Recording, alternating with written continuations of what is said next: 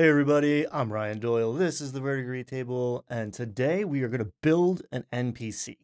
I was at the Pittsburgh Gaming Expo this weekend and got to meet and interact with a lot of awesome people. Got some cool swag. I met Pittsburgh Pat and got his card. Classic. We're going to be talking about cards very soon, so I'm hanging on to this. I met the Mandalorian, which is hilarious if you know Pittsburgh stuff, lore. Super cool guy. Also streaming on YouTube. I got to sit in on 3 discussions by Baron Durop of Dungeon Masterpiece. If you do not know Dungeon Masterpiece, check it out.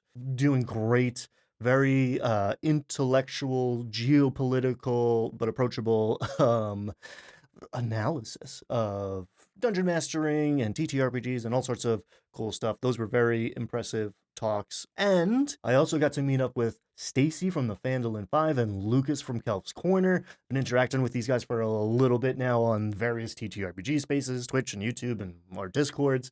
And it was really nice to all get together in person. And we were talking about the Game Master's Compendium of Explosive Creation, among many other things. And we got to talking about the difference between creating a non-player character and a player character. So that's what we're going to be diving into today. Stacy was also kind enough to take this video of me winning the sweet dice from Bob World Builder and Grace World Destroyer at D&D Trivia. We all had a very good time at that, and eventually it became a team effort, as every good D&D session should be at its core. So I'm going to drop these awesome Bob World Builder dice into this sweet dice tower that my friend Uniel made for me. We just got Uniel into D&D, actually into Pathfinder 2nd Edition. We threw him into the deep end. But obviously, yeah, it's stuck. He's hooked. And he 3D printed and then painted this sick tower. My buddy Mike also made me a tower, which is going to be coming out in the next one. But yeah, he did a verdigris. I don't know how well the lighting and the camera's picking up on this. But yeah, verdigris. For those of you who don't know, verdigris is a color. It is sometimes said as verdigris, which is the green of Greece. And I want to say French is the original root. Verdigris is kind of like the Anglicanized version of it. British people thinking they were fancy speaking French back in whatever age, century. So yeah, it is copper that has a patina on it. That's how you get that color. So it's one of few things other than rust off the top of my head that is chromatic and metallic. It's also, I don't know, I really like that word and that name. It's pretty distinct, and it's also probably terrible branding because no one knows what it means or how to spell it. But yeah, here we are. Now we're going to use the Game Master's Compendium of Explosive Creation along with that sweet tower and these sweet dice to cook up a non-player character. So for our non-player character, we're going to look at the barkeep spread because we started a tavern gang, and if you don't start there, you're going to end up there at some point. So we're going to build a barkeep NPC. And again, I could have just grabbed one of the hundreds of non-player characters that are already in this book, be it from a friendly faction, from an allied NPC, from an antagonistic NPC, from more of an enemy faction. I could mix and match and adjust, be it from one of my players sitting around the table, one of their background archetypes, or from a different one entirely that just catches my eye, or I roll dice to determine, or a little of all of the above. I've made this not only system agnostic, right? You can, in theory, use this with any game, particularly any fantasy game, but we've already proved a tiny bit of adjusting gets us to sci-fi and horror, and we did some steampunky stuff. I haven't done too many cyberpunk things, but that's pretty much steampunk plus sci-fi, right? That would be an interesting project. But yeah, the default assumption is high fantasy. But I don't care if you're going to be playing Pathfinder or Dungeons and Dragons or whatever the next thing may be for you or for me. I want this thing to last, and I also want it to be agnostic in the sense that there's different ways to use this. I just put together a playlist of different people using it, and it's so fascinating to watch them use it all differently, to bring in their own ideas, assumptions, but also core concepts, and run with this tool. That's the whole idea. I'm not trying to say here's the perfect NPC for your game. I'm saying here's a million ideas that if you just rub them together, they're going to spark and light your own imagination on fire. So let's do that. We are going to use this in a different way. We're not just going to grab an NPC off the table. We're going to build one from scratch. So let's roll these dice. We're rolling one of every die type. I love that. Let's just fistful of dice. And Kelf, Lucas from Kelf's Corner, has also made our first community content for the GM's CXC. We have a guide here, a form fillable PDF, which brings me a lot of joy just to see, someone as awesome as Lucas contributing to the project to make the community around it even that much better. But it's also like, it's pretty, it's real pretty, and it's got a lot of utility to it. So let's fill this thing out with what we've got so far for our NPC, and we're going to take a look. So our character motivations, and again, we might have to adjust these as we go because these are geared a little more towards player characters than non-player characters. But let's see, have a signature drink named for them. So right out of the gate, you walk into the tavern, and the tavern keeper, almost every barkeep in my world, or one of my worlds, is an exposition, Johnny Exposition. I think Jimothy Exposition was the first. I think he's senior, but then there's generations of expositions. I stole that from the Glass Cannon podcast. I think the very first episode of the Glass Cannon podcast. And yeah, if you like something, steal it. I say it, or someone else says it. Some actual play or another piece of media. Yeah, grab stuff you like, put it in your games. Obviously, come on. So yeah, this bartender Jimmy Exposition is always back there trying to cook up a signature cocktail, right? And I love this idea of this like aspirational goal for, this is, maybe we're in Phandalin. Actually, that's interesting. I'm thinking about Phandalin a lot lately. I think a lot of us are. So, we're at the Stonehill, the Stonehill or the Sleeping Giant, actually, either one goes.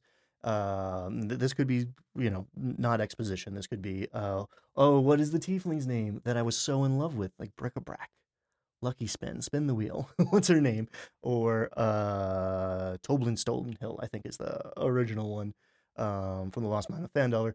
The bartender is always back there trying to create some concoction to like make a name for themselves, right? To really break out of this like little podunk town, and like one day in Waterdeep, they're going to be a mixologist, and maybe they're testing it on the player characters and make a Constitution saving throw, because so far we haven't cracked the code yet. So that's right out of the gate. That's a fun thing. A character that wants a thing, that is like actively pursuing a goal, is a much more interesting character, be it a player character or a non-player character. What does this non-player character want? To survive this interaction with the heroes and maybe make some gold off of them? Okay, cool. I mean, that's enough a lot of the time, but like something else already, Mr. Stonehill, the bartender, is like way more of a character. It's going to be way more fun for me to role play as the game master. So for Call to Adventure, and this category is probably the most multifaceted, one of the most multifaceted. There's different ways to do this. This is secretly also an extra little batch of plot hooks, because I think that's the thing you want the most of in the junk drawer of the tables here. So when you're building a player character, maybe this is a thing that happened in their backstory. This is their origin, right? This is what got them on the path to being an adventurer. Or this is something that's going to happen at the table, that's going to play out. So for our bartender, Jimmy Exposition, this is Jimmy Exposition. Granddad's trunk in the cellar holds a secret. So that's all. I mean, maybe it's the recipe for the cocktail, right? That he's trying to top. But that could be anything, right? There's a MacGuffin in the basement, or there's treasure in the basement, or there's a map in the basement. Granddad, right? So, I mean, perfect for the expositions, right? The original grandsire of the expedition clan had, from some adventurer, left a thing or was gifted a thing, and now that's down in the basement. There's always a secret in the basement, right? Maybe it's behind, it's in a keg, a false keg. It's behind a secret door, a wall of stone, or a trap door hidden in the earthen floor. That, again, it's always cool to have things that like might not come up, and a lot of times secrets are that. But if Timothy Exposition knows that Johnny Exposition the first has some treasure, some secret thing in the basement, and maybe it's a dark secret, right? Maybe it's literally a skeleton in a closet. There's a million ways that I could connect that. If this was Phandalin, I mean, it could be quite a few things. It could be the Lucky Rock, right? It might be a piece of the Shattered Obelisk. We can move those around. There's a bunch of psionic goblins are going to pop up in a basement of a tavern, right? So like we can move that right out of the gate. It could be the sword that's in the dragon barrow, right? The dragon slayer. If we're gonna, if this is Phandalin, we can mix and match from all of these things, especially if we're not gonna run that, but we think it's cool. We think the paladin player might like be psyched about getting the sword. Maybe it's sitting in the basement, right? And it's a secret. But you hook up Toblin Stonehill. I believe we're going to be interacting with his family if we're following the Shattered Obelisk line, or we're going to clear out the red brands, or we're going to save Phandalin in one form or another, depending on what adventures we're running from or cooking up ourselves. There's a lot of reasons why that sword might come out of the basement and be gifted to our heroes. Or one day someone like decides to like sneak around, explore this tavern. You go find a map real quick, and like, oh, you go downstairs. Yeah, there's no. Here's this secret. Here's this clue that's going to drive the adventure forward. That like right now is in a quantum state and hyperposition, right? Heisenberg's clue. It's like it is and it isn't in the basement and in the dragon's hoard and in whatever the next thing the players are going to look for. And I hope you can see already. I connect these things, but I'm comfortable leaving loose ends here because like there are blanks that I can fill in later as I go. I know that there's a treasure chest or there's a secret in the basement of the Stonehill Inn, right? I just don't know what it is yet. And again, maybe it's I have one idea at level 1, but they don't actually interact with it until level 3, and I replace what that secret thing is to make it more appropriate for what I have in mind for, level 4, level 5. Okay, so we have a character arc, and this again is interesting. This is one of those that we're going to have to maybe sit with and think about a little bit, especially for a non-player character. But again, the same principle applies. A character that has a path that grows and changes through the course of the story is a more interesting and a more real feeling character. So we get story collector to storyteller to story subject. So again, that's a really good arc for a player character. For a non-player character, I mean, starting at the story collector, right? I mean, that's why we talk to the barkeep in the first place, right? When we walk into the tavern, because Johnny Exposition because he's the guy in the know. That's Johnny Exposition's voice, an old-timey, that transatlantic 1940 film reel thing. I don't know why. I think I don't know if that's from the Glass Cannon or I did that myself late one night, whatever that was, 9 years ago. I don't know who decided that, but it doesn't have to always make sense. Remember that too. So story collector to storyteller. So you walk into this tavern. Johnny Exposition has heard a bunch of things and is going to deliver that information. That's, I mean, maybe more than half of the utility of the function of a non-player character is to deliver information to the players. Now, to become a subject of the story, for that to be their goal, I mean, that kind of does slot into I want to be the hero bartender, right? I want to make the signature drink.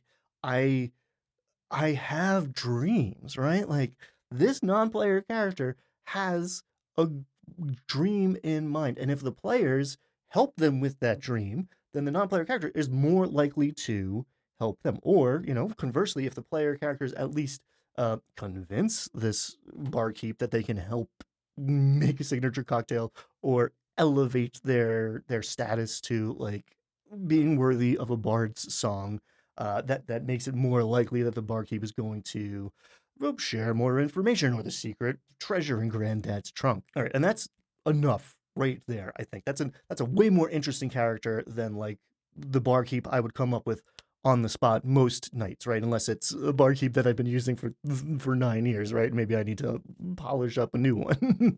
So yeah, rolling 3 dice gets me that. But there's more to the story here potentially if we need it. Again, if you're satisfied you can be done. But rolling dice is fun, getting entries is fun, and having this like stockpile of ideas. One can, as you can already see, is like recursive. There's a multiplier effect, interacts with the other ideas and forms new connections.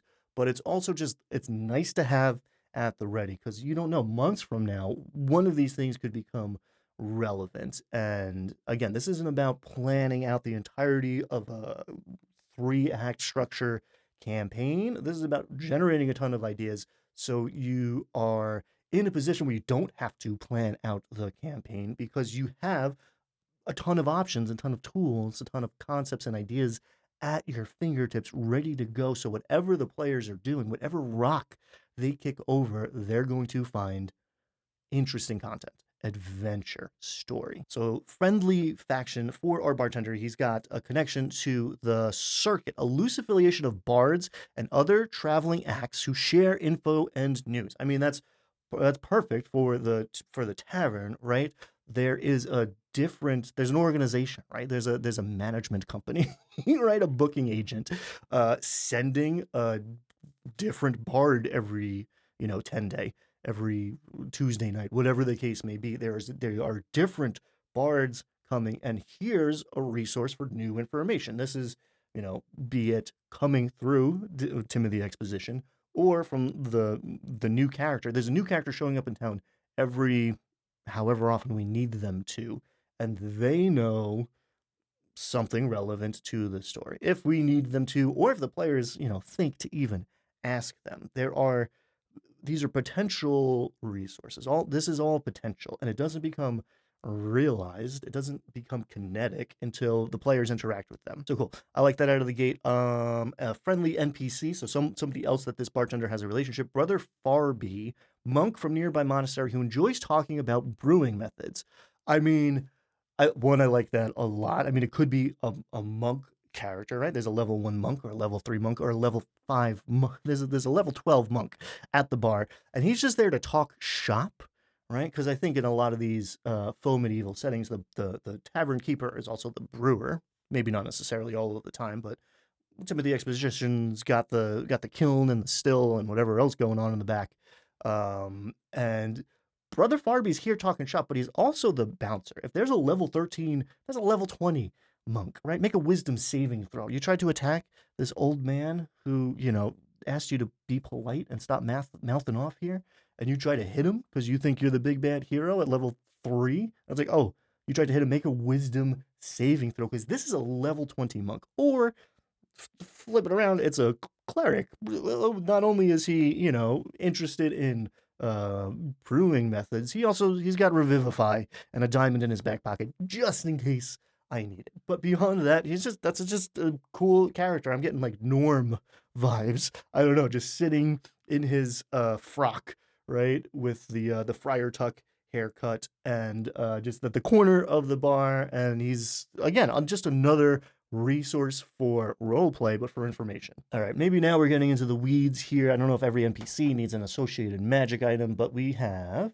the dog hair potion. Removes drunkenness, hangovers, and the effect of minor poisons. That's interesting. I mean, that's thematic, right? That's perfect for the bartender. That's also like, if this is our starting town, that's like low level enough. Here's antitoxin, right? Would insert your mechanically appropriate thing according to your game, right? But here's the cure for poison, or you could just straight up leave it as like drunkenness, right? The hair of the dog hangover cure.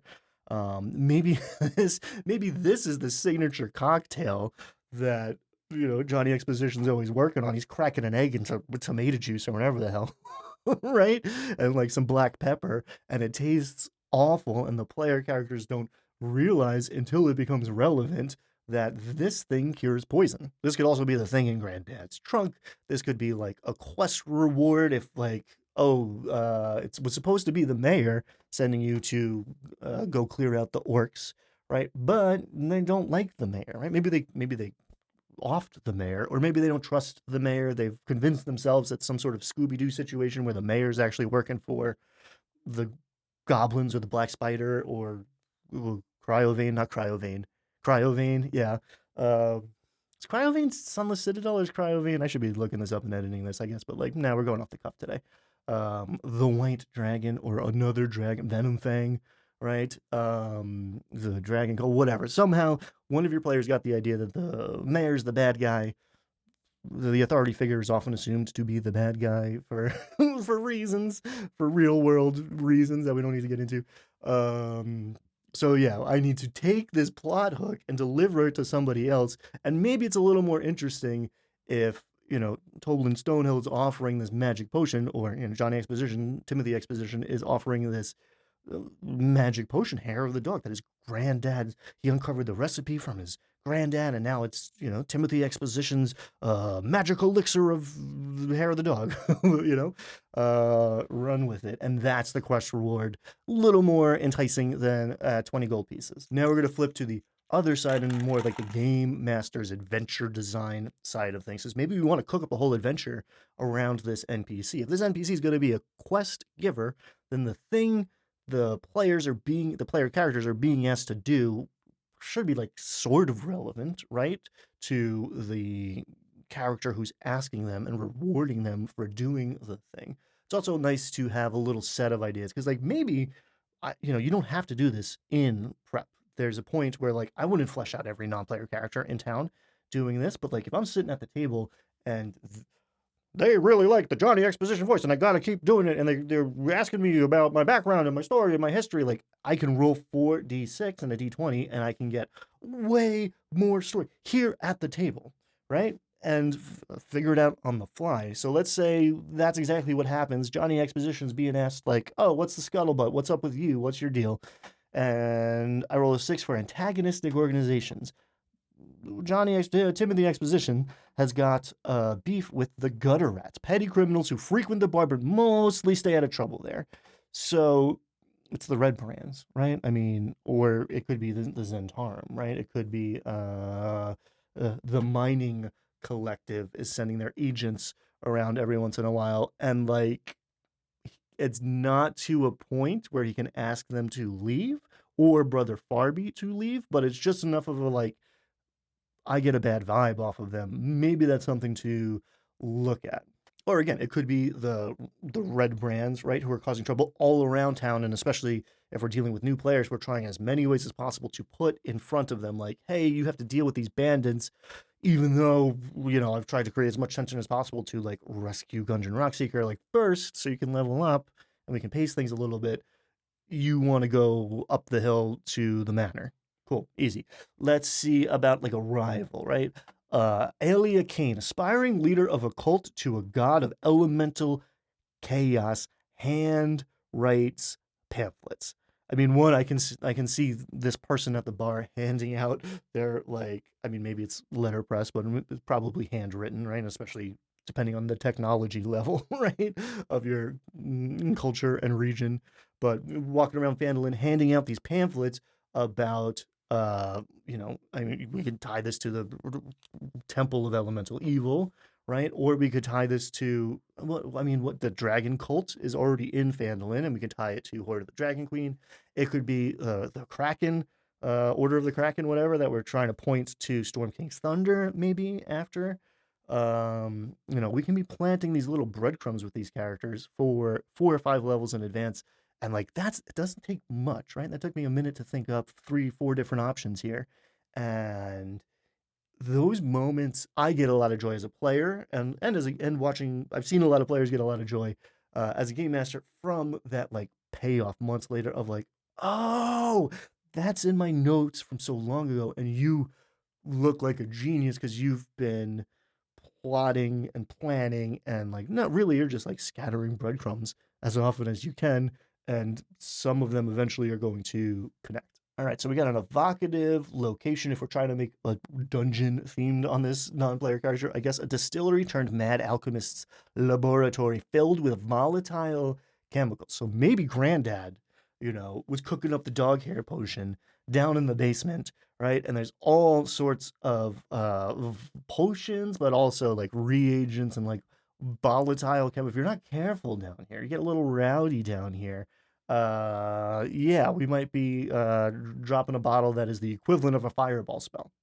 okay, thematic monster tied with this non-player character. Maybe they're asking for a bounty on it, or maybe it's down in the basement guarding Granddad's secret. Oh, okay, perfect. Actually, we got the Rat King, a swarm of giant rats with their tails knotted together, acting as one. So it's a giant rat, it's a swarm of rats, it's, well, a dire rat, whatever, level appropriate, system appropriate, monster insert here. It's a bear stat block, but we're calling it a million rats tied with their tails tied together. But like, I mean, that is perfect, right? Of all of a sudden, like in my back pocket, night one, if they decide that they want to go into the basement, or they did decide they wanted to go into the basement, and I did not consider that at all when I was describing this bar, and I put a basement door in there. I never crossed my mind that they would examine that door because they were going to go somewhere else and do all the stuff I had prepped. So that door could be locked, or Timothy Exposition could say, "Hey, please don't enter that space." Or I rolled 4d6. I have a whole encounter down there. I have the monster, I have the setting, I have the payoff, I have the treasure.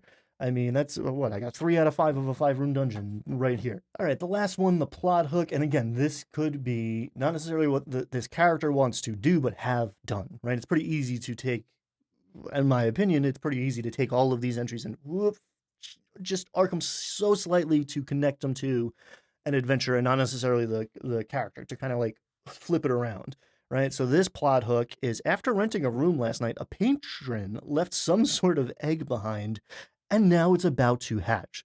I mean, those encephalopodic egg things, spoilers that could tie very well to the shattered obelisk, and that could honestly, maybe in a more satisfying way, kind of explain some of the developments that are going to happen in Phandalin after level 4 or 5. Somebody, a doppelganger, right? Or a mind controlled anything, rented a room at the Stonehill Tavern last night. It was next door to the player characters. And when they left in the morning, never to be seen or heard from again, there was an egg sitting there. Maybe they laid the thing. I mean, and again, you can connect this in different ways to different adventures. Maybe I don't know what's coming out of this egg when I've planted it. Maybe I don't know if this egg is going to be placed on the table, right? Figuratively and maybe literally, until the players start really interacting. And if I have a tool that can do this in moments, and again, it goes much faster if I'm not talking about it, if I just did it, right? I drop 46 and a d20. I see if any of this, or I just look at the thing, does any of this, one, spark an idea, or two, connect to what my idea already was in the first place? And we're off to the races. Any character the players interact with, right? I didn't even know that there was a guard at this gate until they asked if there was. And hey, what's his name? You're not going to get me. I've got my, fantasy name generator or my sheet of names on my Dungeon Master screen. But they go, "Oh, what's your deal, guard whose name just got made up?" You're like, "Okay, give me a second. Like, I know this.